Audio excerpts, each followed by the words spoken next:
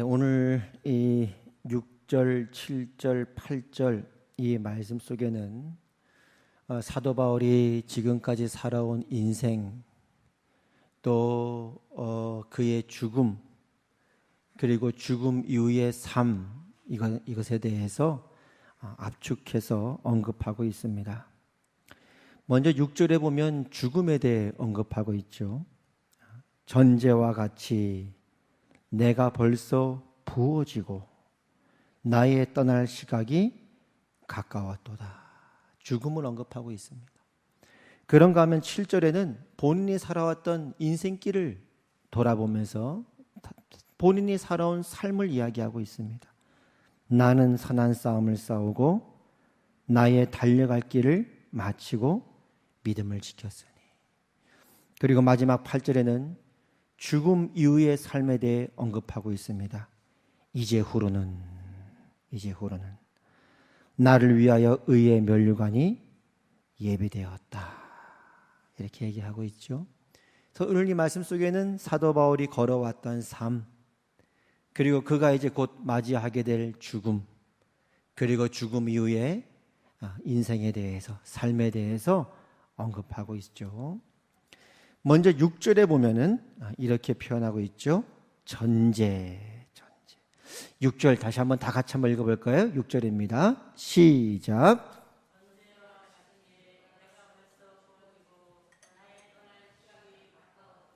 전제라고 하는 것은 그 구약 시대 때 제물을 드릴 때 제물을 불에 태우기도 하지 않습니까?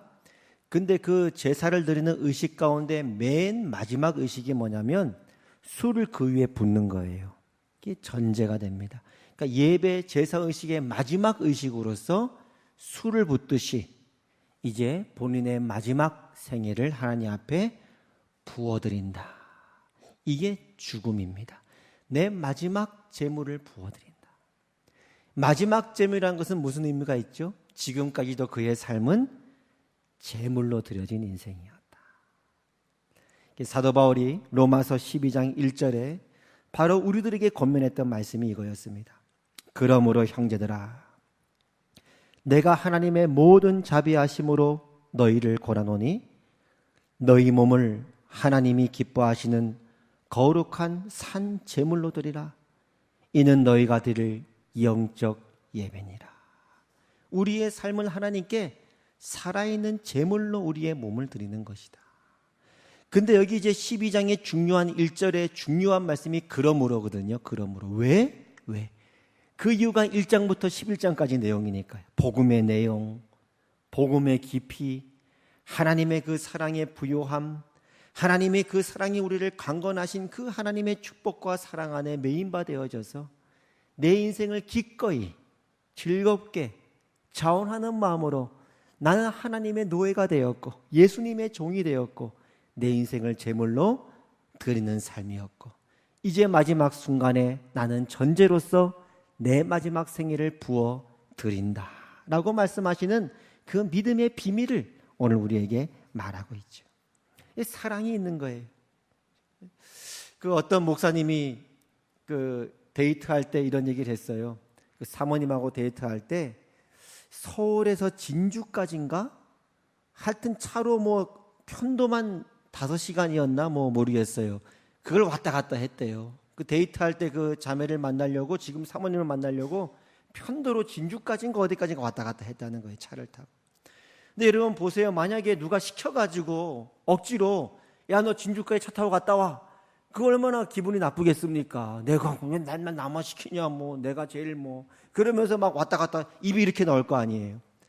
근데 그 사랑하는 데이트할 때 보고 싶은 그 여자친구를 만날 때 앞으로 신부가 될 사람을 만날 때 그 차 안에 가는 그 목사님의 표정이 어떻겠습니까? 신나지 않겠습니까? 행복하지 않겠습니까? 자원하는 마음이 넘치지 않겠습니까? 기쁨이 넘치지 않겠습니까? 이런 것들을 상상해 볼 수 있죠. 그 애기 기저귀를 갈 때요.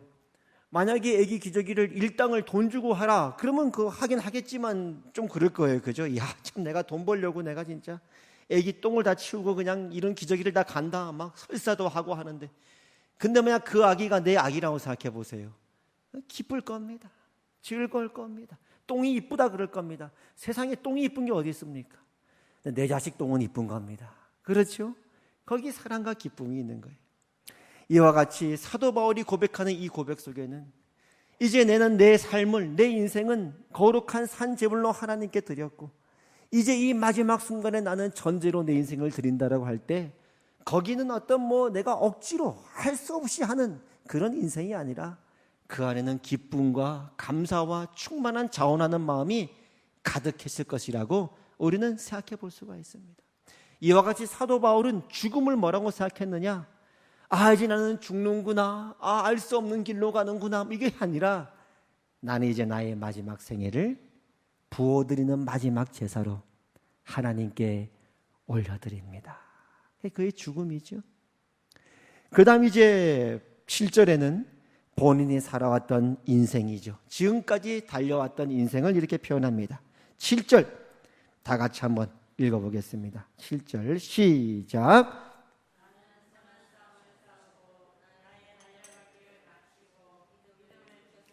그렇죠. 자기의 인생을 뭐라고 표현하느냐? 길인데 이 길은 뭐냐? 영어 성경에 보니까 레이스, 경주라고 표현했죠. 그러니까 내 인생을 살아왔던 것은 고속도로로 뻥 뚫린 차 타고 다니는 관광 여행이 아니었다. 여기서 말하는 길이라고 하는 것은 관광객으로서의 그런 모습보다는 열심히 마라톤이 뛰고 있는 경주자로서의 그런 길을 말하고 있습니다. 마라톤을 뛰고 있는 경주자의 모습 속에는 뭐가 있죠? 목표가 있고 분명한 방향이 있죠. 그러나 거기는 인내가 있고 또한 싸움이 있는 것입니다. 그 7절에 뭐라 그러냐면 선한 싸움이라고 표현하는 것이죠. 나는 내 평생의 인생은 마라톤 선수처럼 경주자의 인생을 살았는데 선한 싸움을 싸우며 그 길을 이제 마지막 막바지까지 달려오게 되었고 그 길을 달려온 것이 바로 내 인생이었다. 달려온 길이었다. 그래서 우리가 예수님을 믿으면 사도 바울이 그렇게 고백했으니 예수님을 믿으면 우리 인생은 고속도로처럼 태평성대다. 그렇게 우리가 기대할 수 있겠지만 그러나 우리가 살아오는 삶을 봐도 그렇고 옆에 살아가는 믿음의 가족들의 우리 식구들의 삶을 봐도 그렇고 또 이스라엘 백성이 하나님의 인도를 받았던 그 걸음을 봐도 그렇고 또 성경에 기록된 그 기록을 봐도 우리가 살아가는 인생이 관광객이 아니라는 거예요. 고속도로 뻥 뚫려 있어서 차 타고 아무런 기도할 제목도 없고 그저 룰루라라 살아가는 그런 인생이 아니라 때로 우리 인생 속에는 협곡이 있을 수 있고 광야가 있을 수 있고 강이 있을 수 있고 바다가 있을 수 있지만 우리는 그 길을 믿음으로 걸어가도록 하나님께서 우리를 부르셨고 그러나 그 속에서는 하나님이 우리와 함께 하셨고 우리를 보호하셨고 우리를 지켜주셨고 우리를 인도하셨다. 아멘입니까? 아멘이에요. 사도 바울 다윗이 시편 23편에서 이렇게 고백하고 있죠. 내가 사망의 음침한 골짜기로 다닐지라도 해를 두려워하지 않을 것은 주께서 나와 함께 하심이라. 주의 지팡이와 막대기가 나를 안위하시나이다. 다윗의 길을 봐도 그렇잖아요. 다윗의 인생을 봐도 그렇잖아요. 그의 인생이 뻥 뚫린 고속도로가 돼가지고 기도할 것도 없고 울 일도 없고 고난도 없고 고민할 것도 없고 그런 인생이 아니었잖아요. 오직 했으면 다윗이 뭐라 그랬습니까? 내 눈물을 주의 눈물병에 담아보라 그러지 않았습니까? 내가 하도 많이 울어서 내 요를 다 적신다고 자고 일어났더니 이불이 다 눈물 때문에 적셔 있다고 그렇게 하지 않았습니까? 그 다윗의 고백이 뭡니까? 내가 그러한 사망의 음침한 골짜기를 지날더라도 해를 두려워하지 않을 것은 하나님이 나를 인도하셨고 주님의 지팡이가 있었고 하나님 나를 보호하셨고 지켜주셨습니다. 주님의 막대기가 사나운 맹수로부터 나를 지켜 보호하여 주셨습니다. 이게 믿는 자의 축복이에요. 믿는 자의 인생. 우리가 걸어가는 길 속에 비록 어려움이 있을 수 있어요. 고민이 있을 수 있고 막막한 일이 있을 수 있어요. 그러나 분명한 한 가지 사실은 하나님이 그곳에서 나와 함께 하신다. 거기서도 하나님이 내 길을 인도하신다. 거기서도 하나님 나를 지켜주시고 보호하신다. 아멘. 여기 우리 혜인이가 살았던 삶이 제일 짧은데, 여기 있는 사람 중에서는 혜인이가 살면서도 막막한 일이 있었어요, 없었어요? 암담한 일들이 있었어요, 없었어요? 울 일이 있었어요, 없었어요? 있었단 말이에요. 돌이켜보니까 그때도 하나님이 나와 함께 했어요, 안 했어요? 돌이켜보니 그때도 하나님 나를 지켜줬어요, 안 지켜줬어요? 돌이켜보니 그때도 하나님 나를 인도하셔서 이 자리까지 오게 하셨어요, 안 하셨어요? 그게 우리 인생이란 말이에요. 아멘입니까? 요즘 우리 자녀들 보면요, 마음이 짠해요. 여러분 뭐 자녀분들은 또 다 커서 지금 뭐 대학도 들어가고 또 졸업도 하고 많이 키우고, 그래도 똑같지만 인생이라는 게, 저도 요즘 이제 큰딸이 중3이잖아요. 이제 딸이 이제 요즘 시험 기간이라 공부하는데요, 그 마음에 뭐냐면 공부한 만큼 성적 안 나오면 어떡하냐고 그렇게 막 해요. 그러다가 뭐 다 100점만 맞으면 얼마나 좋습니까? 100점 자체를 말하는 게 아니라 본인이 공부한 만큼 성적 나오니까 기쁘잖아요. 근데 본인이 공부한 만큼 성적이 안 나오면 또 막 실망하고 낙담할 거 아니에요. 그게 너무너무 마음이 아픈 거예요. 아예 뭐 그냥 그냥 포기했으면 모르겠는데, 그래서 제가 이제 우리 큰딸한테 그렇게 얘기를 했어요. 예나야, 얘기했어요. 인생을 살다 보면 공부뿐만이 아니라 나중에 학교 졸업하고 직장을 다녀도, 그리고 사업을 하거나 일을 해도, 아빠는 목회자잖아. 목회를 해도 늘 내가 원하는 결과만 나오는 게 아니야. 늘 그럴 수 없어. 예나가 열심히 공부해가지고 다 올백을 맞았어요. 그래서 중학교를 졸업한들 고등학교 때가 평탄할까요? 그럴 수도 없고. 고등학교 때 열심히 공부해서 다 올백을 맞았어요. 그래서 대학 간들 맨날 1등만 할까요? 그럴 수도 없고. 대학에서 열심히 공부해서 올레이만 맞았어요. 그래서 취직한들 늘 뭐 승승장구만 하겠습니까? 그게 인생이 아니잖아요. 끊임없는 고비고비가 우리 인생에 놓여져 있지 않습니까? 그 속에서 하나님이 우리를 광야에서 낮추기도 하고 높이기 위로도 하시고, 그러시면서 한 존재를 빚어가시는 거 아닙니까? 학교가 전부가 아니잖아요. 직장이 전부가 아니잖아요. 그래서 부장으로 승진하고 과장 부장으로 승진하고 전무로 승진하면 인생이 승승장구입니까?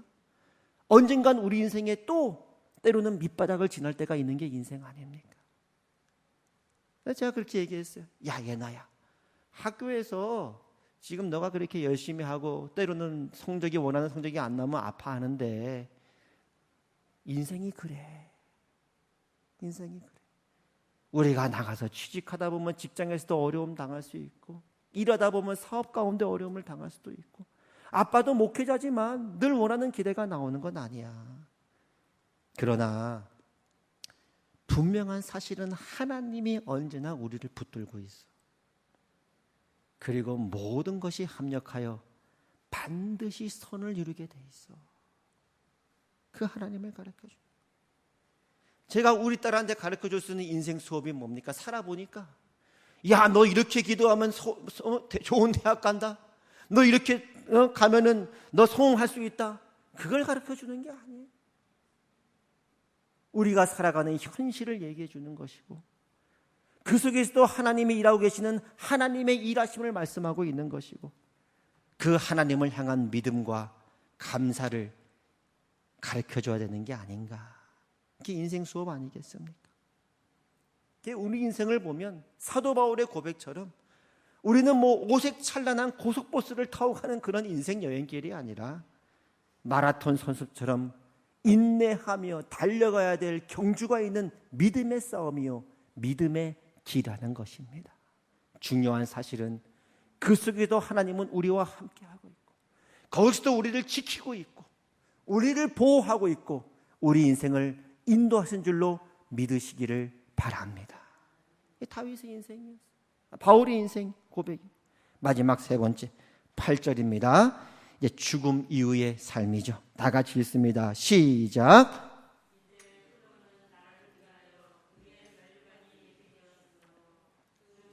의로우신 재판장이 그날에 내게 주실 것임, 내게만 아니라 주의 나타나심을 사모하는 모든 자. 이날 후로는 사도 바울이 이 땅에서 어떤 보상을 받았던 어떤 보상보다도 비교할 수 없고 상상할 수 없는 의의 면류관이 하나님 나를 위해 예비해 놓았다. 그것이 우리 인생의 궁극적인 보상이다. 이 세상에서는 상상할 수 없고 어떤 것으로도 가늠할 수 없는 하나님 나라 왕국의 기업으로서, 하나님 나라의 상속자로서, 그 아들과 같은 존귀하고 영광스러운 한 존재로서 하나님께서 우리 인생을 인도하고 계셨고, 마침내 우리가 걸어온 삶에 대해 하나님께서 보상해 주실 것이다. 내가 진짜 받을 보상은 이제 후로는 그 면류관이 나에게뿐만 아니라 동일하게 그 믿음을 갖고 살아가는 그 나라를 소망하는 모든 자에게 하나님은 그 나라를 약속하고 계시다 말씀하는, 이 유명한 예화 있잖아요. 어떤 왕이 말이죠, 신하한테, 다 아시죠? 내가 인생을 살아갈 때 말이야, 아무리 내가 성공했어도 말이야, 거기에 자만하지 않고, 혹은 인생을 살아가면 내가 아무리 밑바닥에 갔어도 말이지, 거기에 내가 낙담하지 않고 체념하지 않고 일어날 수 있는 그런 어떤 하나의 글귀를 이 반지에 한번 써보라고, 그 선물을 한번 줘보라고 다 그랬잖아요. 그런 신하 중에 한 명이 우리가 인생을 살면서 가장 높은 곳에 올라갔을 때라도 자만하지 않고, 가장 밑바닥에 내려갔을 때라도 낙심하지 않고 거기에 머물러 있지 않을 수 있는 그 선물이 뭘까? 그랬더니 그 신하가 깊이 연구한 후에 반지를 하나 준비해서 그 반지에 글귀를 하나 써서 왕에게 선물을 줬다 그러지 않았습니까? 아시죠? 그 반지에 뭐라고 써 있습니까? 반지에 뭐라고 써 있었어요? 이 또한 지나가리라. 내가 최고의 높은 곳에 올랐어. 연봉 50억. 뭘로 할까? 최고 높은 자리 뭐 대통령 부인, 뭐 대기업 회장의 사모, 뭐 빌보드 차트 1위, 최고 높은 곳에 올라갔어도 이 또한 지나가리라. 이게 궁극적인 거 아니다. 더 좋은 것은 아직 오지 않았다. 진짜 우리 인생의 가장 좋은 것, 영광스러운 것, 우리 존재의 본질을 채울 수 있는 하나님의 그 풍요하신, 당신을 주신 하나님의 그 부요하심은 아직 우리에게 완전한 보상으로 오지 않았다는 것. 반대로 내가 지하 단칸방 차압이 들어왔어. 그런데 할지라도 뭘 생각하는 거예요? 이 또한 지나가리라. 이것이 내 인생의 궁극적인 결과가 아니다. 이것도 하나의 과정일 뿐이다. 궁극적으로는 하나님은, 나를 사랑하신 하나님은 당신의 아들 그리스도 예수 안에서 우리에게 약속하신 모든 풍성한 그 부요함을 우리에게 약속하셨고, 그것을 우리에게 주실 것이다. 이것이 내 인생의 마지막 본향으로 가는 길이다. 오늘 이 사도 바울의 고백 속에는 내가 지금까지 살아왔던 인생이 있고, 길, 경주, 그리고 내 앞에 지금 맞닥뜨려진 죽음이 있고, 전제, 부어지는 것, 그리고 죽음 위의 삶, 의의 면류관, 이 모든 것이 너무나도 명확하고 분명하게 그 안에는 분명한 실체로, 확신으로 가득 차 있다는 사실을 알고 있고, 이것이 또한 우리에게도 실체고 사실이라고 말씀하고 있는 것입니다. 그러고 보면 여러분, 사도 바울은 참 행복하지 않았을까요? 혜인아, 그렇게 생각하니? 자기가 걸어야 될 길을 분명히 알았고, 내가 어디서부터 오고 어디로 가고 있는지를 분명히 알았고, 그 길을 걸어갔고, 죽음 이후의 길에 대해서도 분명히 알았으니 이 사람이야말로 행복한 인생 사는 거 아니냐, 이 말이. 그렇죠? 얼마 전에 비긴 어게인이라고 하는 그 버스킹, 길에서 이렇게 버스킹하는 가수들의 노래가 있었어요. 주일날 저녁에 하는데 그걸 이제 이렇게 종종 보기도 하는데요. 보니까 비긴 어게인 노래 중에 길이라고 하는 노래를 누가 부르더라고요. 이제 그 길 내용이 이런 내용이에요. 한번 읽어보겠습니다. 내가 가는 이 길이 어디로 가는지, 어디로 날 데려가는지, 그곳은 어딘지 알 수 없지만 오늘도 난 걸어가고 있네. 사람들은 길이 다 정해져 있는지 아니면 자기가 자신의 길을 만들어 가는지 알 수 없지만 이렇게 또 걸어가고 있네. 나는 왜 이 길에 서 있나? 이게 정말 나의 길인가? 이 길의 끝에서 내 꿈은 이루어질까? 무엇이 내게 정말 기쁨을 주는지, 돈인지 명인지 아니면 내가 사랑하는 사람들인지 알고 싶지만 아직도 답을 내릴 수 없네. 자신 있게 나의 길이라고 말하고 싶고 그렇게 믿고 돌아보지 않고 후회도 하지 않고 걷고 싶지만 아직도 나는 자신이 없네. 나는 왜 이 길에 서 있나? 이게 정말 나의 길인가? 이 길의 끝에서 내 꿈은 이루어질까? 나는 무엇을 꿈꾸는가? 그건 누구를 위한 꿈일까? 그 꿈을 이루면 난 웃을 수 있을까? 지금 내가 어디로 가는 걸까? 나는 무엇을 위해 살아야만 하는가? 나는 왜 이 길에 서 있나? 이게 정말 나의 길인가? 이 길의 끝에서 내 꿈은 이루어질까? 나는 무엇을 꿈꾸는가? 그건 누굴 위한 꿈일까? 그 꿈을 이루면 난 웃을 수 있을까? 이 노래 이렇게 부르는데 이 젊은 사람들이 쭉 부르잖아요. 근데 이제 크러쉬라고 하는 가수가 한 명 있었어요. 여러 가수들이 있는. 저는 뭐 잘 모르는데 크러쉬라는 가수가 있는데 이 친구가 자기 파트인데 못 부르는 거예요. 이렇게 먹먹하게 있는 거예요. 한참. 노래가 끝났는데. 그리고 방송 중인데 갑자기 이 친구가 젊은 친구가 엉엉 우는 거예요. 엉엉 우는 거예요. 나름대로 크러쉬라고 하는 가수는 무명의 가수에 비하면 그래도 성공한 인생 아닙니까? TV 프로에도 나오니까요.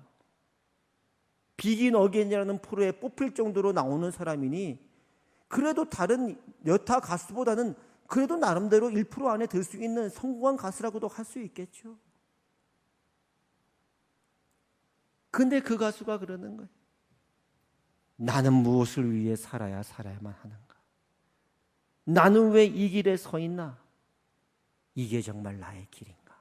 엉엉 우는 거예요. 그 말씀을 다 그 프로를 보면서 물론 옆에 이제 소양이라고 하는 가수가 마침 있었어요. 그 소양이라는 가수가 예전에 이제 제가 중국에 있을 때 수련회 한번 왔었어요. 학생들 수련회 때. 근데 막 소름이 막 끼치더라고요. 그때 이제 소양이라는 사람이 이제 나비라는 노래를 불렀어요. 한 마리 나비가 있다. 그저 할 수 있는 건 날개짓밖에 없지만 날마다 주님 앞에 그렇게 날개짓 한다. 뭐 그런 내용이에요. 근데 그분이 이제 하루에 3시간씩 기도한대요. 하루에 3시간씩. 그 당시 들은 얘기가. 그냥 크리스찬 건 분명하죠. 그래서 이제 속으로 기대를 해보는 거예요. 소양이란 분도 크리스찬이고 옆에서 또 그 누구죠? 그 악동 뮤지션 했던 이수연인가 김수연인가 그분은 아버지가 또 몽골 선교사잖아요. 그러니까 또 기대해 보는 거예요. 그분들이 좀 그 크러쉬한테 복음을 전해줬으면 좋겠다. 그 프로를 보면서 느끼는 게 뭡니까? 외치고 있는 거예요. 전 복음 좀 알고 싶어요. 누군가 좀 알려주세요. 나는 내 길을 알고 싶습니다. 어느 길로 가야 하는지, 누군가 내가 무엇을 위해 살아야 되는지 말해 주십시오라고 그 가수가 외치고 있는 건 아닐까? 우리 믿는 자들은 뭐죠? 우리는 이 길을 아는 자들입니다. 예수님이 말씀하셨죠. 내가 곧 길이요 진리요 생명이니 나로 말미암지 않고는 아버지께로 올 자가 없느니라. 우리는 우리의 존재를 압니다. 우리를 존재케 하신 여호와 하나님, 모든 것의 근원이신 하나님, 그리고 인간의 타락, 나의 죄, 내 속에 있는 악함, 그러나 이 죄를 위해 대신 십자가의 피를 흘려 죄값을 치러 주신 하나님의 사랑, 희생제물 되신 예수 그리스도, 그 예수 안에 우리 인생의 길이 있고 목적이 있고 삶이 있고 생명이 있는 것 분명하지 않습니까? 우리는 이 길을 아는 자들이고 이 길을 걷는 자들이고 하나님이 우리를 이 길 속에 붙들어 매신 자들이고 마침내 마지막까지 이 길을 달려갈 자들입니다. 그 사람들에게 이 복음을 전해야 되겠다. 사실 사람들이 영적으로 관심 없다고 할 것 같지만 사실은 너무너무 영적으로 관심 있어 하는구나. 너무너무 목말라 하는구나.